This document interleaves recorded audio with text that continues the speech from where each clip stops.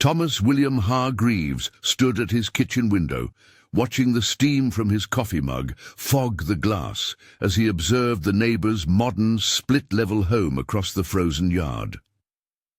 Margaret Henderson was visible through her brightly lit windows, moving efficiently between her electric heating panels and adjusting her digital thermostat with the confidence of someone who had never questioned the reliability of modern conveniences. Her husband Ronald worked methodically at his computer, likely tracking weather forecasts through his satellite internet connection, occasionally glancing at the sleek weather station mounted outside their insulated walls. The 67-year-old man turned away from the window and walked through his deliberately sparse cabin, his weathered boots making soft sounds against the thick wool rugs he had positioned strategically over gaps in the floorboards. His neighbours had made their opinions clear over the past months. Margaret had mentioned to others at the general store that the old cowboy seemed to be losing touch with reality, spending his Social Security money on what she called primitive supplies instead of upgrading his heating system. Ronald had been more direct during their last conversation at the post office, suggesting that Thomas consider moving to one of the assisted living facilities in Anchorage, where professionals could monitor his decision-making. Thomas ran his calloused fingers along the edge of a wooden crate that contained layered wool blankets, feeling the tight weave his grandmother had taught him to identify as a child on the ranch in Montana. The blankets had been soaked in lanolin and stored with cedar blocks, following procedures he had learned not from his ranch childhood, but from classified military survival training he had helped develop during his service in the 1970s. The manual he had co-authored remained buried in government archives, its recommendations dismissed by modern emergency preparedness experts who favored technological solutions over traditional methods.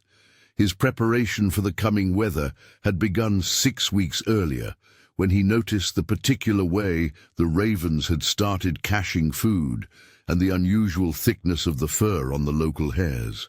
These signs had prompted him to begin implementing procedures that his neighbors viewed as the eccentric behavior of an aging man who had spent too many years alone. He had insulated the interior walls of his cabin using a combination of traditional materials and techniques that predated modern building codes, creating dead air spaces with carefully positioned wool batting and sealing gaps with a mixture of clay and horsehair that he had prepared according to specifications from the abandoned manual. The Weather Service had been predicting a severe cold snap for the region, with temperatures expected to reach -40 degrees Fahrenheit. But their sophisticated models suggested the cold would last only 2 days. Thomas had access to the same forecasts through his old radio, but his observations of natural indicators told a different story. The behavior of local wildlife, the particular quality of the light during recent sunsets, and the way sound carried across the frozen landscape all pointed towards something more extreme than the meteorologists anticipated. Margaret Henderson had invested in a backup electric generator and increased the programming on her digital heating system, confident that her modern home's engineering would handle anything the Alaskan winter could deliver. Her windows were double-paned and sealed. Her insulation met current building standards, and her heating system included redundant safety features that activated automatically when temperatures dropped below preset levels. Ronald had even installed a smart home monitoring system that would alert emergency services if their heating failed, a precaution that made them feel thoroughly prepared for the predicted weather. Thomas made his final preparations differently, following protocols that required no electricity or external support systems. He sealed the cabin methodically, stuffing gaps with materials that would expand when moisture froze, creating tighter seals as temperatures dropped. His heating came from a wood-burning stove that he had modified according to specifications from the military manual, with a heat exchanger system that captured and circulated warm air through spaces between walls.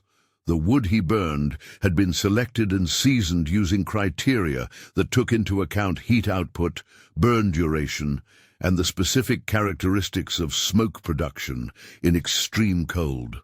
The first night of the cold snap arrived with winds that made the trees crack like gunshots in the darkness. Thomas lay in his bed wearing wool clothing and covered with layers of blankets, arranged in a specific order that trapped body heat while allowing moisture to escape. His breathing created small clouds in the frigid air of the cabin, but the insulation system he had implemented maintained a temperature just above freezing near his sleeping area. Outside, the digital readout on Margaret's weather station flickered as the electronic components struggled with the unexpected intensity of the cold. By the second day, the cold had deepened beyond the weather service predictions. Margaret's backup generator ran continuously, but the electric heating system in her modern home struggled against the thermal drain of the extreme temperatures. The sophisticated insulation that met building standards had been designed for typical winter conditions, not for the sustained assault of air so cold that it seemed to draw heat directly through any material that touched it. She and Ronald moved their mattress into the kitchen, closest to their heating vents, and wore multiple layers of indoor clothing while monitoring their system's performance. Thomas maintained his routine with careful attention to detail, burning wood in measured amounts and adjusting the airflow in his stove according to protocols that balanced heat output with fuel conservation. The manual had included calculations for extreme situations where resupply would be impossible, and he followed these guidelines with the precision that had once been required for military operations. His movements were deliberate and economical, conserving energy while maintaining the small tasks necessary for survival in the confined space. The third night brought temperatures that exceeded the worst-case scenarios in official weather predictions. Ronald's smart monitoring system lost connectivity as the cold affected electronic components, and their backup generator began to falter as fuel lines stiffened and mechanical parts contracted beyond their design specifications. The couple moved into a single room, using their body heat and what remained of their heating system to maintain a livable temperature in the smallest possible space. Margaret wrapped herself in synthetic blankets while Ronald attempted to troubleshoot their failing systems. Thomas spent the same night in relative stability within his cabin, the heat exchanger system continuing to circulate warm air through his modified walls, while his wood-burning stove provided steady heat with fuel that he had calculated would last through an extended cold period. The materials surrounding him performed exactly as the manual had predicted, with the dead air spaces and natural insulation maintaining effectiveness even as the outside temperature dropped to levels that overwhelmed modern building materials. Margaret and Ronald's heating system failed completely on the fourth day. The electronic controls had succumbed to the extreme cold, and their backup generator finally stopped working when fuel could no longer flow through the frozen lines. They called for emergency assistance on their cell phone before it too stopped functioning, then wrapped themselves in every available fabric while waiting for help that would be delayed by the dangerous conditions. Their modern home, built to contemporary standards, had become a shelter that barely retained the heat from their own bodies. Emergency crews reached the Henderson house after the worst of the cold had passed, finding the couple suffering from hypothermia in a home where the interior temperature had dropped to just a few degrees above the outside air. They were transported to the regional hospital where they recovered fully, but their experience became part of the official record of the weather event that had exceeded all predictions and overwhelmed most modern heating systems in the area. Thomas emerged from the same period with his health intact and his fuel supplies still adequate for several more days of extreme cold. The cabin had maintained livable temperatures throughout the worst of the weather, and the systems he had implemented had performed exactly as the military manual had specified for Arctic survival scenarios. He resumed his normal routine without fanfare, though neighbors who had previously dismissed his methods began to ask questions about his preparation techniques. The official weather records confirmed that the cold snap had reached -58 degrees Fahrenheit and had lasted 6 days longer than predicted, making it one of the most severe winter weather events in regional history. Emergency services documented numerous heating system failures and several cases of hypothermia among residents who had relied entirely on modern heating technology. The event prompted reviews of building codes and emergency preparedness recommendations, though the solutions proposed continued to focus on improved technology rather than traditional methods. Margaret Henderson visited Thomas a week after the emergency, bringing him coffee and asking quiet questions about his preparation methods. She observed the modifications he had made to his cabin and listened to his explanations of the insulation techniques he had used. Her questions were practical rather than skeptical, focused on understanding how traditional methods had succeeded where modern technology had failed. He answered her questions directly, without elaborating on the source of his knowledge or emphasizing the difference between their approaches.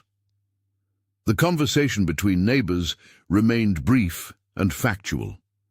Margaret mentioned that she and Ronald were considering modifications to their heating system, including backup methods that did not depend on electricity or mechanical components. Thomas provided information about traditional insulation materials and wood-burning stove modifications, sharing details from his experience without reference to military training or classified manuals. Word of Thomas's successful preparation spread quietly through the small community as other residents dealt with the aftermath of the extreme weather. Some neighbors began to ask for advice about traditional heating methods and natural insulation materials. He responded to these requests with practical information, demonstrating techniques for sealing buildings and selecting appropriate wood for heating, without explaining the theoretical background that had guided his decisions. The regional newspaper published an article about the weather event and the various ways residents had coped with the unexpected severity of the cold. Thomas was mentioned briefly as someone who had maintained heat throughout the emergency using traditional methods, but the article focused primarily on the technical failures that had occurred and the official recommendations for preventing similar problems in the future. Spring arrived with the gradual warming that returned normal function to electronic heating systems and weather monitoring equipment. The Henderson house was repaired and upgraded with improved insulation and a more powerful backup generator. Other residents made similar improvements to their modern heating systems, installing redundant electronic controls and more sophisticated monitoring equipment designed to prevent the failures that had occurred during the extreme cold. Thomas continued his routine of seasonal preparation, maintaining the cabin and his traditional heating system with the same methodical attention he had always applied. The modifications he had made remained in place, proven effective by their performance during the most severe test they were likely to encounter. His neighbors no longer questioned his methods or suggested changes to his living situation, though they seldom asked for detailed explanations of his techniques. The military survival manual that had guided his preparation remained unreferenced in government archives, its recommendations still classified despite their demonstrated effectiveness. Thomas had never mentioned the document to his neighbors or to the emergency services personnel who had investigated the weather event. The knowledge he had gained from co-authoring the manual continued to inform his decisions, but he shared only the practical applications rather than the theoretical framework that supported his methods. Years passed without another weather emergency of comparable severity, but Thomas maintained his preparation routine with unchanged consistency. His neighbors adapted to viewing him as someone who possessed useful knowledge about traditional survival methods rather than as an eccentric whose behavior indicated mental decline. The relationship between modern technology and traditional techniques remained a subject that was rarely discussed directly, though the lessons of the extreme cold snap influenced many decisions about emergency preparedness in the community. The cabin stood unchanged in the landscape, its modifications invisible to casual observation, but ready for conditions that exceeded the design parameters of contemporary building standards. Thomas continued to live alone, his routines shaped by knowledge that bridged the gap between traditional survival wisdom and classified military training.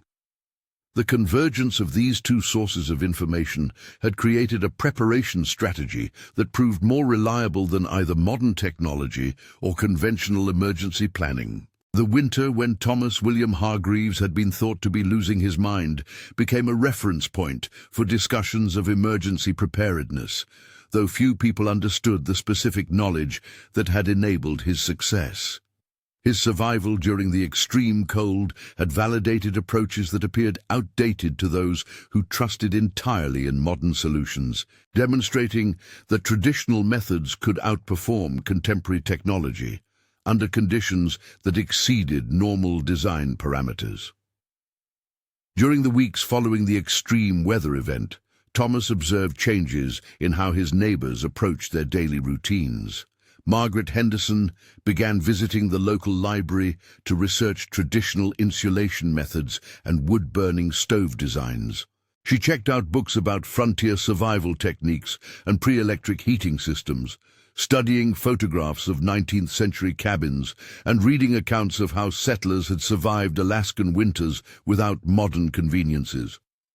Her research was methodical, but lacked the practical context that would have made the information immediately applicable to her situation. Ronald Henderson started purchasing supplies that seemed disconnected from his usual reliance on electronic solutions.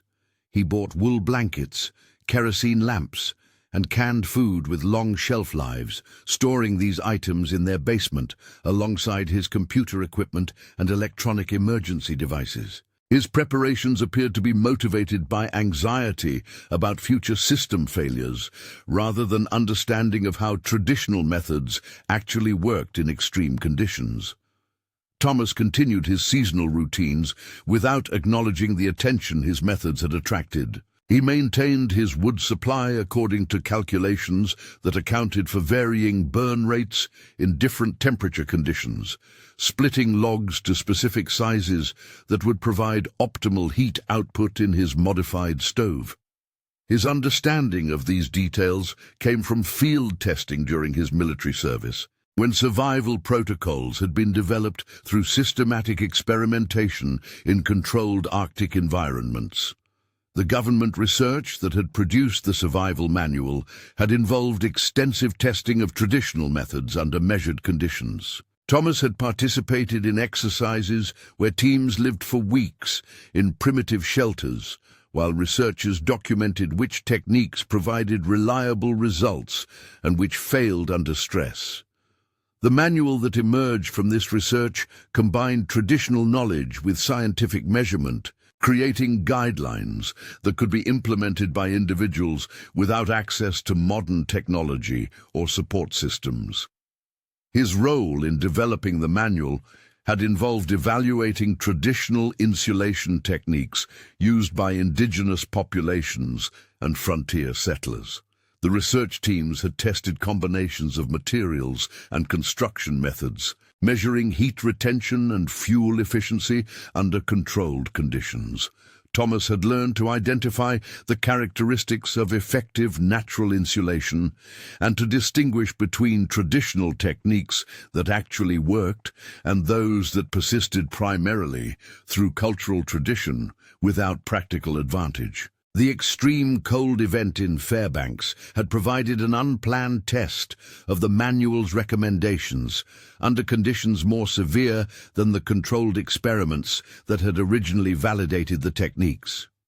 Thomas had implemented the protocols exactly as specified in the classified document, without modifications or improvements based on personal experience. The success of these methods during the weather emergency demonstrated that the military research had produced reliable guidelines for civilian survival in extreme conditions.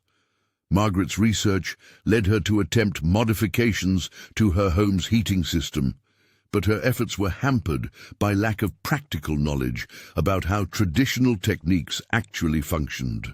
She installed a small wood-burning stove in her basement, but positioned it according to modern safety codes rather than efficiency principles that would maximize heat distribution. Her insulation improvements followed contemporary building standards that emphasized preventing air leakage without understanding how traditional methods managed moisture and air circulation. Thomas watched these efforts without offering unsolicited advice, recognizing that his neighbors were responding to their recent experience, but lacked the systematic knowledge needed to implement traditional methods effectively. The military manual contained detailed instructions for every aspect of cold weather survival, from site selection to material preparation, but this information remained classified and unavailable to civilians who might benefit from its practical guidance. The Regional Emergency Management Office conducted interviews with residents who had experienced heating failures during the extreme cold, documenting the various technological problems that had occurred. Their report focused on improving electronic systems and backup power supplies, recommending investments in more sophisticated monitoring equipment and redundant heating controls.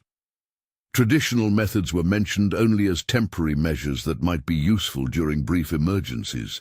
Thomas provided factual responses to the emergency management investigators, describing his preparation methods and the performance of his heating system during the cold snap. He answered their questions about fuel consumption and heat output without mentioning the military research that had guided his decisions. The investigators recorded his information as anecdotal evidence about traditional techniques, without recognizing that his methods had been systematically tested and validated through government research. The newspaper article about the weather event included quotes from emergency services personnel who emphasized the importance of maintaining modern heating systems and investing in improved backup power supplies. Thomas was mentioned as someone who had used traditional methods successfully, but the article characterized his approach as based on personal experience rather than systematic knowledge. The distinction between tested protocols and individual improvisation remained invisible to reporters who lacked context for evaluating different survival approaches. Spring maintenance of his cabin followed the same systematic approach that Thomas applied to all seasonal preparations. He inspected the insulation modifications he had made, checking for settling or moisture damage that might reduce their effectiveness during future cold periods. The materials he had used were designed to maintain their properties over multiple seasons, but proper maintenance required understanding how each component contributed to the overall thermal management system. His wood supply for the following winter was selected and prepared according to criteria that balanced heat output with storage requirements and availability of different tree species in the local area. The manual had included detailed information about fuel selection for different climate conditions, specifying characteristics of wood that would provide reliable performance under varying temperature and humidity conditions. Margaret Henderson's attempts to prepare for future emergencies continued through the spring and summer months, but her efforts remained focused on acquiring supplies rather than developing systematic understanding of how traditional methods actually worked. She purchased additional wool blankets and stored extra kerosene, but did not learn the techniques for using these materials effectively during extended cold periods. Her preparations reflected genuine concern about future emergencies, but lacked the practical knowledge needed to implement traditional survival methods.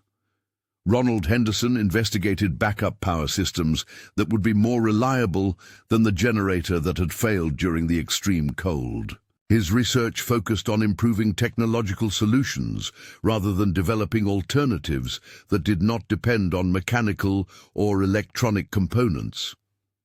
He purchased a larger generator with cold weather modifications and installed additional insulation around his fuel storage area, but maintained his fundamental reliance on modern heating technology. The community's response to the extreme weather event demonstrated the difficulty of integrating traditional knowledge with contemporary emergency preparedness planning. Residents who had experienced heating failures during the cold snap were motivated to improve their preparation, but most sought technological solutions rather than learning traditional methods that required different approaches to survival and self-sufficiency.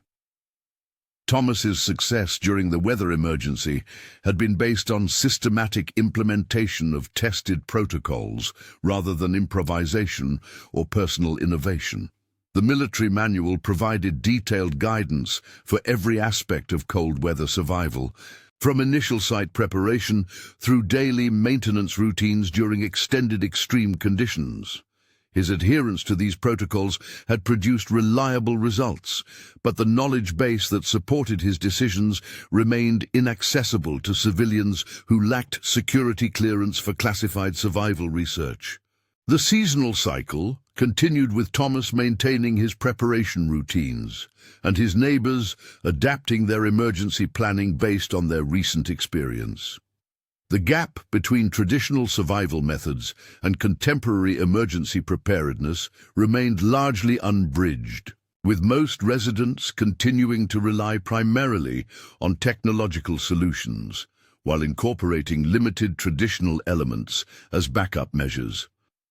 Years passed without another weather event of comparable severity, allowing residents to test their various preparation improvements during normal winter conditions. Margaret and Ronald Henderson's modifications to their heating system performed adequately during typical cold periods, but their traditional elements remained supplementary to their primary reliance on modern technology. Thomas's methods continued to provide reliable performance regardless of weather conditions, demonstrating the effectiveness of systematic traditional techniques under both normal and extreme circumstances. The military survival manual that had guided Thomas's preparation remained classified, its recommendations unavailable to emergency management officials or civilian survival instructors who might have applied its systematic approach to community preparedness planning. The knowledge developed through government research continued to exist primarily in archived documents, accessible only to individuals with appropriate security clearances who might never have occasion to apply the information in practical survival situations. The extreme cold event of 1991 became part of regional weather history, referenced in meteorological studies and emergency management planning documents as an example of conditions that exceeded normal design parameters for residential heating systems. The lessons learned from the event influenced building codes and emergency preparedness recommendations. But these changes focus primarily on improving technological solutions rather than incorporating traditional methods that had proven effective under extreme conditions. Thomas William Hargreaves continued to live in his modified cabin, his survival methods validated by their performance during the most severe test they were likely to encounter. The convergence of traditional knowledge and classified military research that had guided his preparation remained unrecognized by neighbors and emergency officials who benefited from the practical demonstration of effective cold weather survival techniques without understanding the systematic foundation that made them reliable.